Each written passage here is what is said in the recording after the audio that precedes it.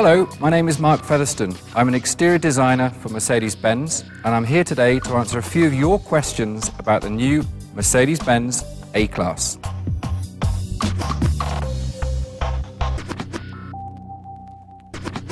So a question from Martha Laliotti. Why is the new A-Class so totally different from its predecessor? So Martha, you're right, it is a completely different car from its predecessor. If we look at the front of the car, we have a very different face, a new identity, sporty, low, wide grille. Then we move around the car, we look at the design itself, a much more expressive treatment to the surfaces of the car.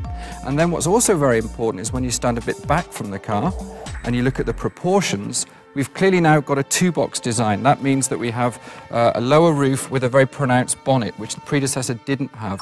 Our idea was to create a much sportier car to attract new customers.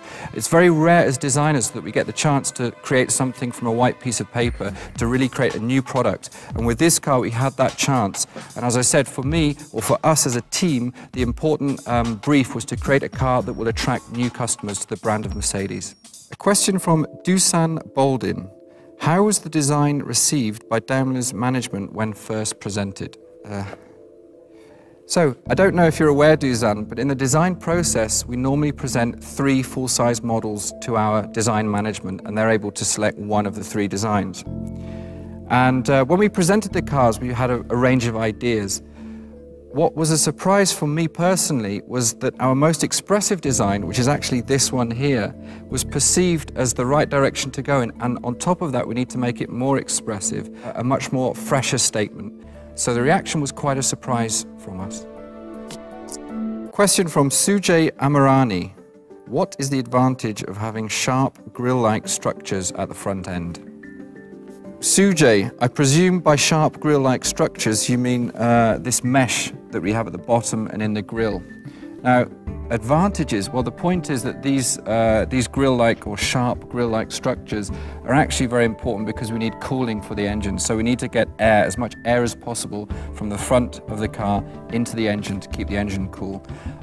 This car here shows the basic grille or mesh that we have in the car, and as an option you'll actually see a more three-dimensional treated grille, which actually has these pins that you've seen already in the Concept A-Class, and you'll get this in the top version of this car as an option, where you see these pins, these sort of high gloss, three-dimensional jewellery actually. And the advantage of that for me is not just as a eye-catching feature, but actually that structure allows you, when you walk around the car and you look at the car in the side view, you can see how three-dimensional the surface is. And without that structure, you would see a flat surface. So here, although actually this mesh has shape, it looks flatter. The reality is, when you highlight that with pins and you look from the side, you can then really see the section of the grille. So not only does it have a function to allow air into the car, but it also has a design function to show how much section we've got in the shape of the car.